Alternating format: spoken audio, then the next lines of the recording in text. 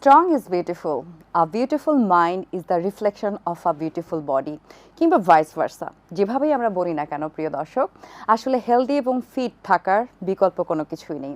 আজ যারা আমাদের তরুণ প্রজন্ম, তারাই কিন্তু আমাদের ভবিষ্যৎ। আজ যারা টিনেজার, তারাই কিন্তু নিয়ার ফিউচারে আমাদের মিডিয়া ইন্ডাস্ট্রির এক একজন মডেল, এক একজন মিডিয়া পার্সোনালিটি এবং গ্ল্যামার ওয়ার্ল্ডের ঝকঝকে মহাতারকা।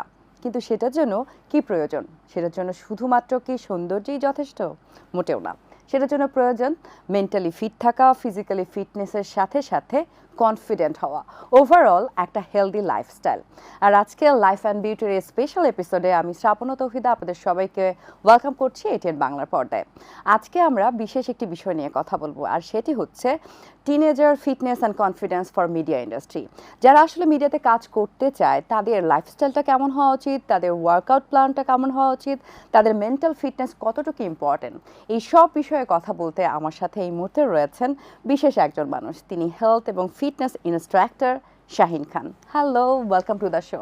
হ্যালো আপু, কেমন আছেন? আলহামদুলিল্লাহ, আপনি ভালো আছেন? আমি অলওয়েজ ভালো থাকি, ফিট থাকার চেষ্টা করি।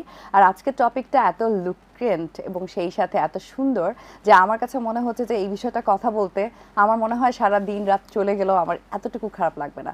ফার্স্ট অফ অল জানতে চাই, টিনেজারদের ওয়ার্কআউট প্ল্যানটা আসলে কখন থেকে শুরু করা উচিত? টিনেজারদের ফিটনেস শুরু করার বেস্ট টাইমিং হচ্ছে টিনেজ এজের শুরু থেকে, যেমন 13 থেকে 14 বছর বয়স। বাট শুরুতে হেভি ওয়েট ট্রেনিংয়ে যাওয়া যাবে না। শুরুটা করতে হবে কিছুটা stretching, mobility, cardio, body weight training, proper posture শেখাটাই হচ্ছে মেইন। এরপরে আস্তে ধীরে দেখা যায় একটু হেভি ওয়েট ট্রেনিংয়ে যাবে আস্তে ধীরে। বাট ওটা ট্রেনার সাজেস্ট করলে বা কোনো জিম থেকে প্রপার গাইডলাইন্স দিলে, অনেকে দেখা যায় ছোট থেকে একটু বেশি ফ্যাটি হয়ে যায়, ফ্যাটি থাকে, সো তাদের একটু রিস্ক থাকে যে ইনজুরি হওয়ার চান্সেস থাকে। সো প্রপার গাইডলাইন মেনটেন করেই আগাইতে হবে। আর সেটার জন্য কি বাসায় ওয়ার্কআউটটা শুরু করা উচিত, নাকি শুরুতে জিমে গিয়ে তাদেরকে আসলে ফিটনেসের ট্রেনিং নেওয়া উচিত? বাসা থেকেই শুরু করতে পারবে। অনেক বাচ্চা দেখা যায় এখনকার যারা মানে ছোট থেকেই একটু হেলদি হয়ে ওঠে, সো তাদের ক্ষেত্রে তারা হাঁটা থেকে শুরু করবে। আচ্ছা, তারা দেখা যায় পার্কে হাঁটবে বা রাস্তায় জগিং করবে, এটা থেকে শুরু করবে, আস্তে আস্তে জিমে শুরু করবে। আচ্ছা।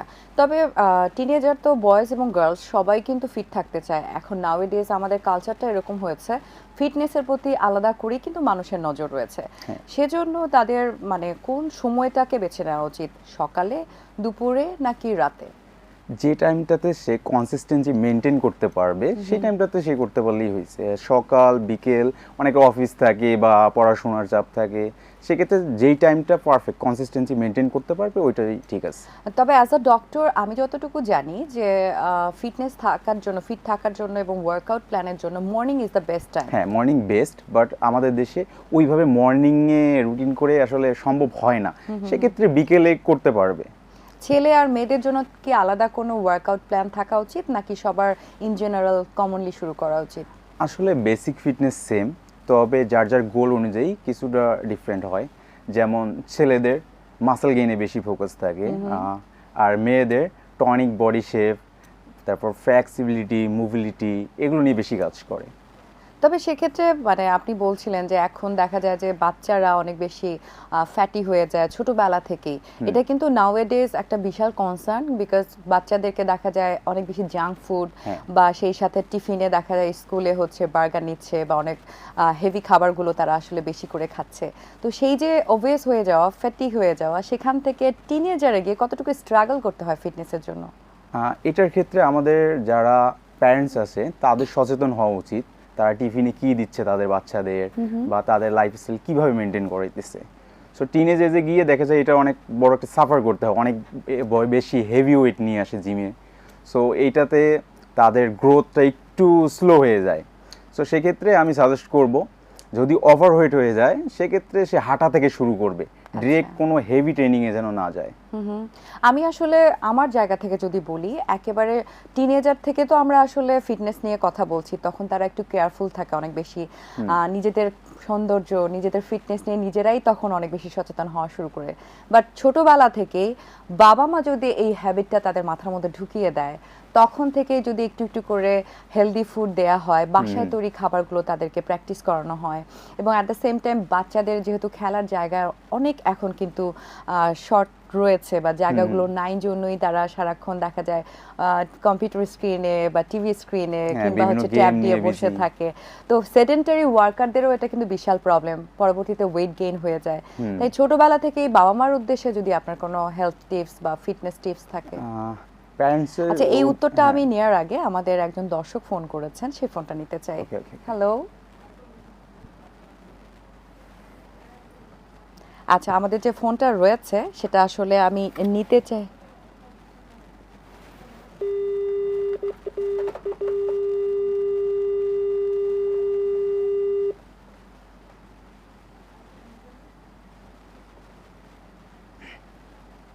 লাইনটা মনে হচ্ছে কেটে গিয়েছে। সো আমার ধারণা যে একটু পরে আবারও আমরা কানেক্ট করতে পসিবল হব। তো খুবই ইম্পর্টেন্ট একটা কথা হচ্ছিল, বাবা মার আসলে কতটুকু সচেতন হওয়া উচিত ফিটনেসের ক্ষেত্রে তাদের চিলড্রেনদের? বাবা মার অনেকটি সচেতন হতে হবে, কারণ ইদানিং 50%-এরও বেশি যারা আমাদের জিমে আসে টিনেজার, তারা দেখা যায় ওভারওয়েট, একটু বেশি হেলদি। সো ওদের কিন্তু অনেক কষ্ট হয় এই ফিটনেস জার্নিটা সাফার করা, দেখা যায় ওয়েট ট্রেনিং বা তাদের নিজের ওয়েট নিয়েই তারা অনেক কষ্টে থাকে। সো বাবা মার উদ্দেশ্যে এতটুকু বলা, তাদের অবশ্যই হেলদি ফুড এবং হেলদি লাইফস্টাইলে পুশ করানো বা তাদের মোটিভেট করা। তবে হ্যাঁ, সেক্ষেত্রে হেলদি তাদের ফুড, জার্নিটা অনেক ইজি হবে। রাইট, ইজিয়ার হবে। তবে হেলদি ফুড তো একটা বিশাল টার্ম, এটা আমি আপনার কাছ থেকে একেবারে প্রিসাইজ ওয়েতে জানতে চাইবো ইলাবোরেটলি।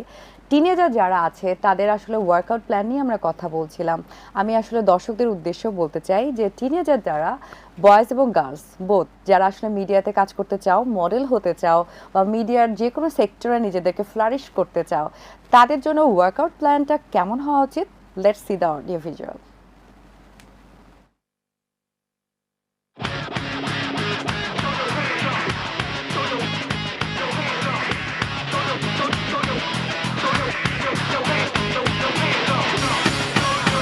আমি শাহিন খান।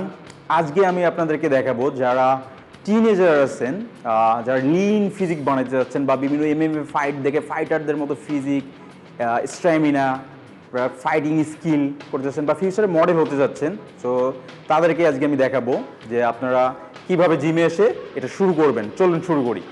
ফার্স্টে stretching.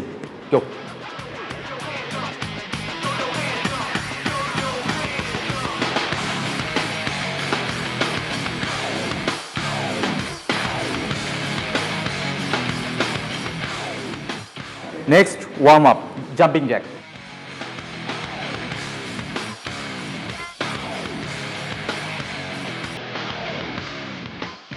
Next, body weight squat.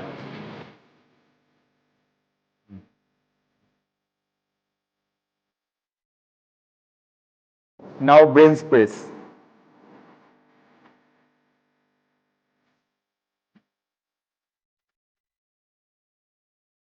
Now bicep মারবো আমরা, মেশিন কার্ল করব।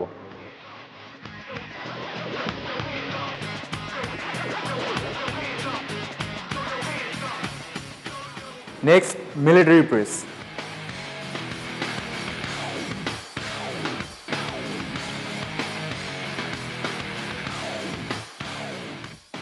Leg press.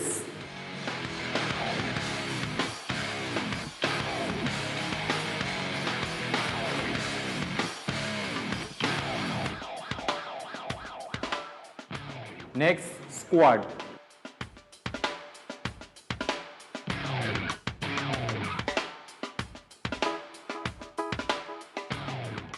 Next, butterfly.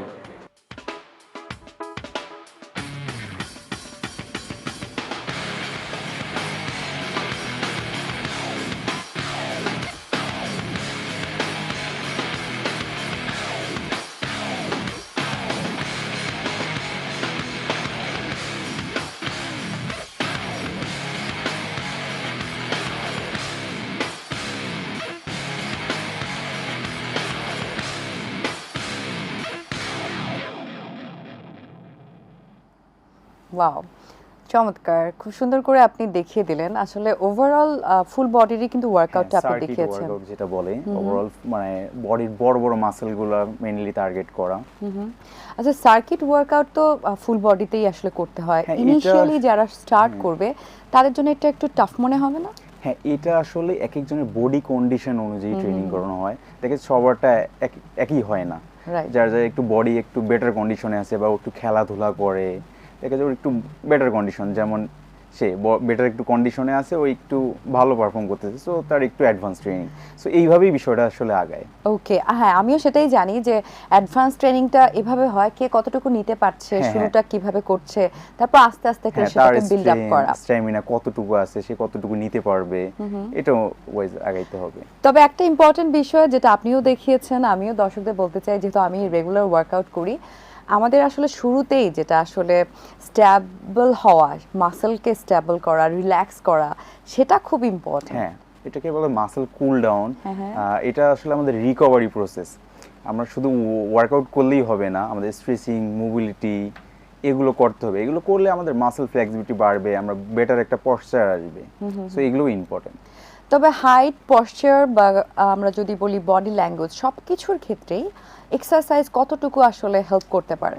Exercise অনেক বেশি রোল প্লে করে এটাতে, কারণ ফিট থাকলে এমনিতেই কনফিডেন্স বাড়ে, আর কনফিডেন্স বাড়লে তো সব কিছুই ইজি। তবে ইয়েস, অনেকে মনে করে এটা, যেহেতু আমি আবারও বলছি যে আমি যেহেতু ডক্টর, তো এই জায়গাটায় হ্যাঁ একজন দর্শকও আমাদের লাইনে চলে এসেছে, আমি তারপরে এই মেসেজটা দিতে চাই। কে আছেন? হ্যালো। হ্যালো, আসসালামু আলাইকুম। ওয়ালাইকুম সালাম, কে বলছেন, কোথা থেকে বলছেন? আমি তাইয়েবা ঢাকা থেকে বলছিলাম। আচ্ছা, আপনার বয়সটা বলা যাবে? জি, আমার বয়স 16 বছর। Wow, great. আজকে তো আমাদের সাবজেক্টটাই হচ্ছে বেসিক্যালি তোমাদেরকে নিয়ে, টিনেজারদের আসলে ফিটনেস এবং মেন্টাল স্ট্রেংথ, কনফিডেন্স নিয়ে। তোমার যদি কোনো প্রশ্ন থাকে অবভিয়াসলি তুমি করতে পারো। আমার সাথে রয়েছেন health and fitness instructor Shahin Khan. Okay.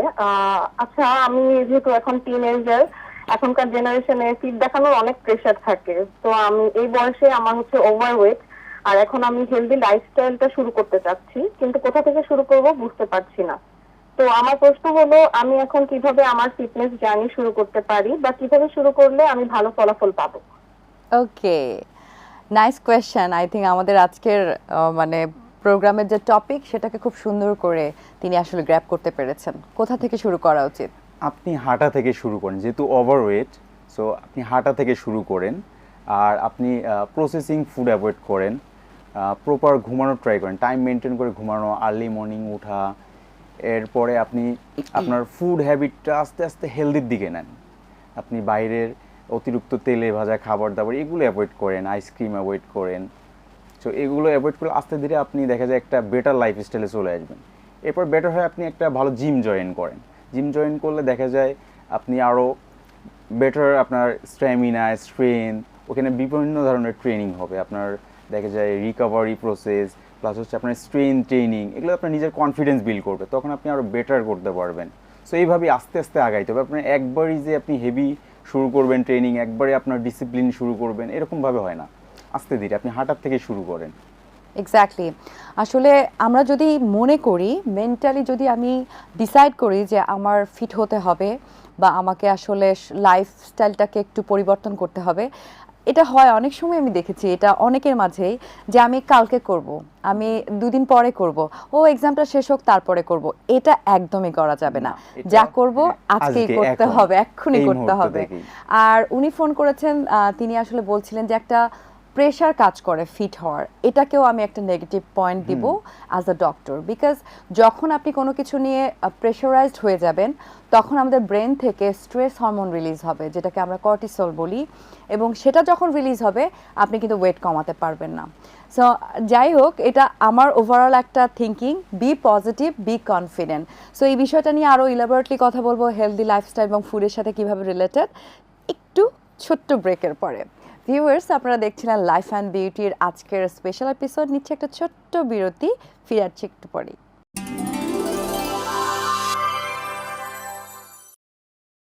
Welcome back. আমাদের বিরতির পরে আমি শ্রাবণ ও তৌহিদের প্রিয় দর্শক, আপনারা দেখছিলেন লাইফ অ্যান্ড বিউটির স্পেশাল এপিসোডে। আমরা কথা বলছি ফিটনেস নিয়ে এবং আমার সাথে রয়েছেন health and fitness instructor Shahin Khan. আমরা ব্রেকে যাওয়ার আগে আমরা শুনছিলাম একজন দর্শকের কথা। আমি যেটা বলতে চাচ্ছিলাম যে টিনেজারদেরকে আসলে অনেক সময় দেখা যায় বডি শেমিংয়ের মধ্য দিয়ে যেতে হয়, ডিপ্রেশনে পড়ে যায়। তাদের আরেকটা ইম্পর্টেন্ট জিনিস হচ্ছে পিসিওএস, একটা হরমোনাল ডিজিজ, এটা অনেকেই জানে না। তো তারা সব কিছুই করছে, তারা ওয়ার্কআউট করছে, হেলদি ডায়েট মেনটেন করছে, কিন্তু ওয়েট কমছে না। যখন এটা হয় তখন তারা ফ্রাস্ট্রেশনের একেবারে শেষ লেভেলে চলে যায়, তখন আসলে সব কিছুই আমি বলবো যে শেষ হয়ে যায়। হ্যাঁ, তারা ডিমোটিভেট হয়ে যায় এবং হাল ছেড়ে দেয় খুব দ্রুতই। এক্স্যাক্টলি। আরেকটা জিনিস আমরা কথা বলতে চাচ্ছিলাম যে হেলদি ফুড বা হেলদি লাইফস্টাইল নিয়ে। ফুড তো আসলে হেলদি ফুড বলতে কি বোঝায়, উনিও কিন্তু জিজ্ঞেস করেছিলেন। হেলদি ফুড বলতে আমাদের যেমন প্রোটিন, গুড ফ্যাট, এরপরে হচ্ছে কমপ্লেক্স কার্ব, ভেজিটেবল, এগুলো ন্যাচারাল ফ্রুটস।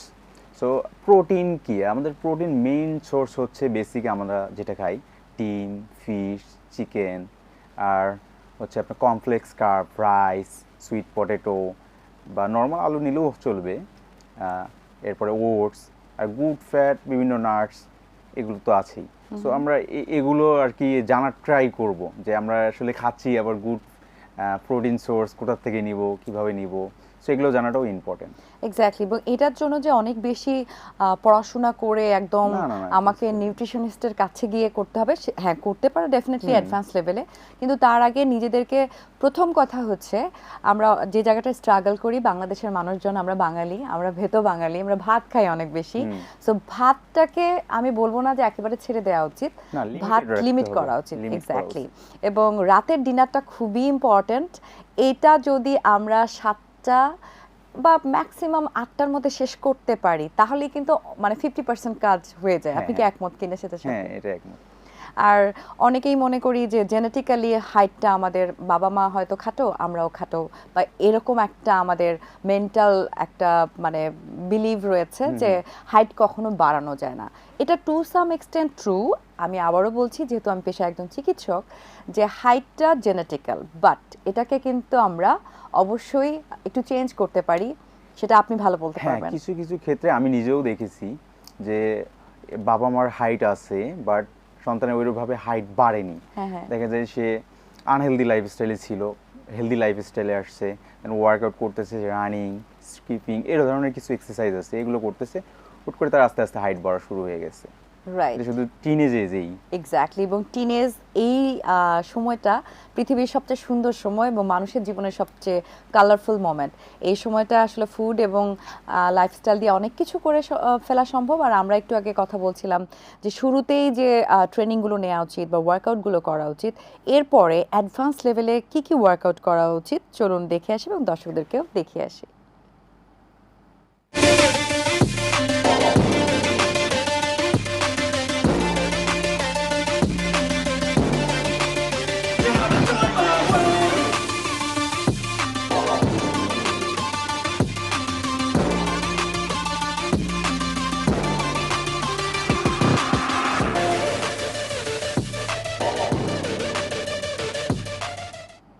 Wow, fantastic. আমার তো এই ভিডিও দেখে এখনই মনে হচ্ছে ওয়ার্কআউট শুরু করে দেই।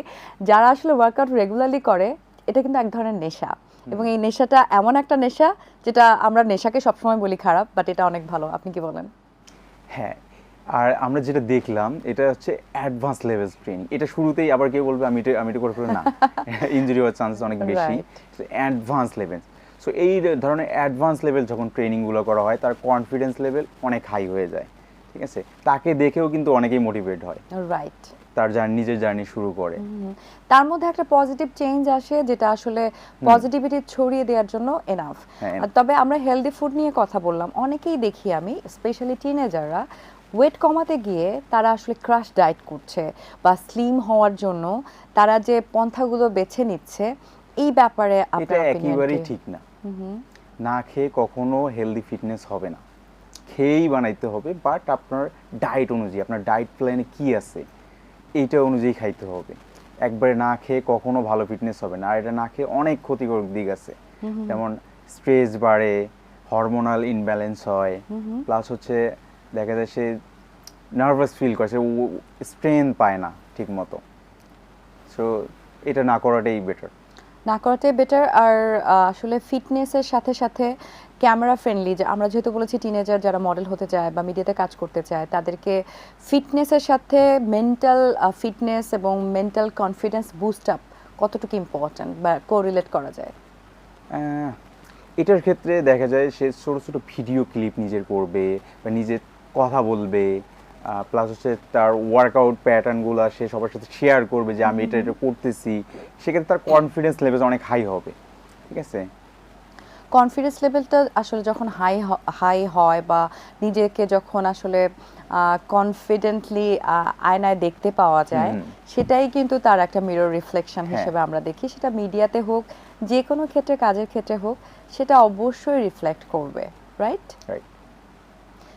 আচ্ছা, আমরা অ্যাডভান্স লেভেলের আসলে ওয়ার্কআউট দেখেছি, কিন্তু অনেকেই আছে আমরা দেখেছি যে জিমে ওয়ার্কআউট করতে গিয়েও বা বাইরেও অন্য ধরনের কার্ডিও যে ওয়ার্কআউটগুলো করে, সেগুলো কিন্তু সব ক্ষেত্রেই করা যায়। সেটাকে আমরা হিট ওয়ার্কআউট বলতে পারি। সেই জায়গাটায় দর্শকদেরকে আরেকটু হেল্প করবার জন্য আপনার কাছ থেকেও জানবো, কিন্তু একটু অডিও ভিজুয়াল দেখে আসি।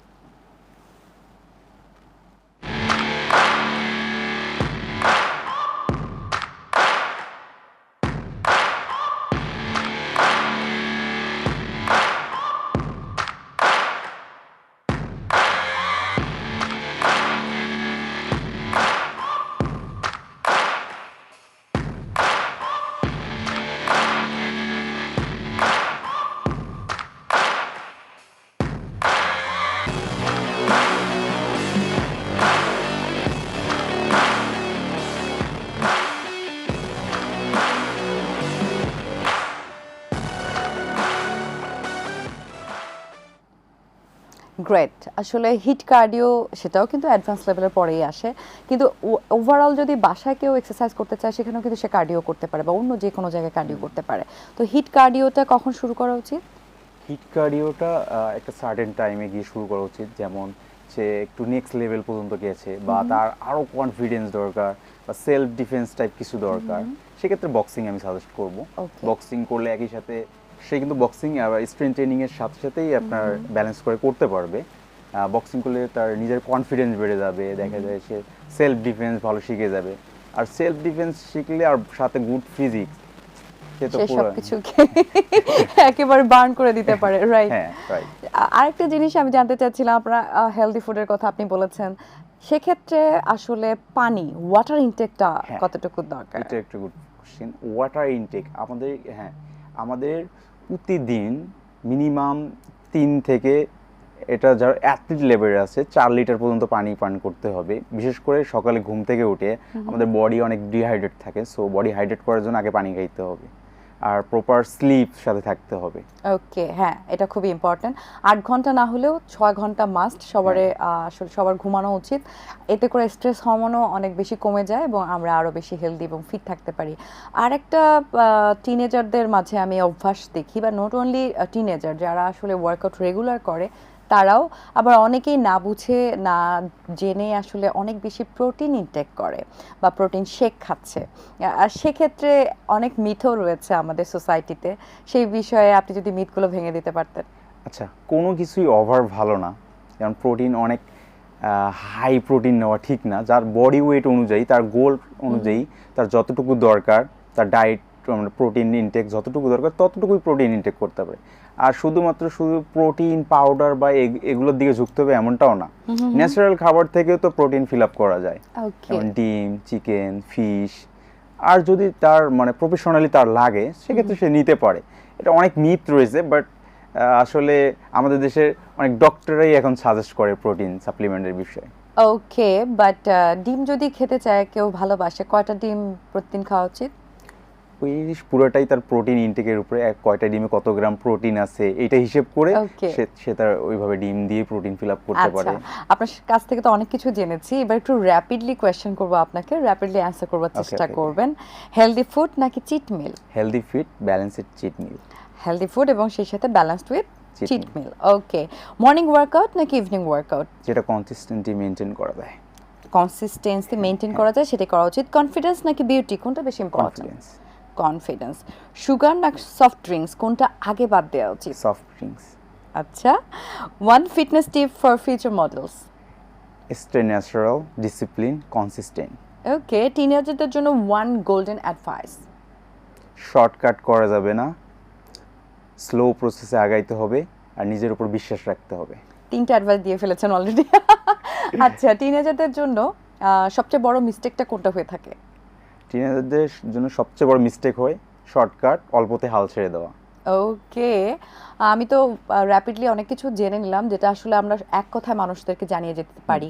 তবে আপনি সফট ড্রিঙ্কস আর সুগারের ক্ষেত্রে যেটা বলেছেন, সফট ড্রিঙ্কসটাকে আগে বাদ দেওয়া উচিত। হ্যাঁ। আসলে আগে বাদ দেওয়া উচিত, কিন্তু আমরা পয়জন বলে থাকি সুগারকে। হ্যাঁ। সুগার পয়জন, রাইস পয়জন, মানে ভাত যেটা, সেটাকেও আমরা কিন্তু পয়জন বলে থাকি। তো এই জিনিসটাকেও আস্তে আস্তে করে কাট ডাউন আস্তে আস্তে করতে করে হবে। হ্যাঁ বাদ দিতে হবে। মানে ন্যাচারাল পুরোপুরি সুগার বাদ নিতে দিতে হবে। না? হ্যাঁ, ন্যাচারাল সুগার নিয়ে যাবে, যেমন খেজুরে ন্যাচারাল সুগার আছে, মিষ্টি আছে, বিভিন্ন ফ্রুটসে আছে। So আমরা এগুলো দিয়ে আমাদের ক্রেভিংটা ব্যালেন্স করব ওইভাবে। আরেকটা জিনিস দেখা যায় যে টিনেজাররা এখন অনেক বেশি মানে কেয়ারফুল হতে গিয়ে তারা মানে বিউটির ক্ষেত্রে তাদের সংজ্ঞাটাকে একটু অন্যভাবে দেখে, বা ন্যাচারাল বিউটিকে তেমন একটা ইম্পর্টেন্স দিচ্ছে না।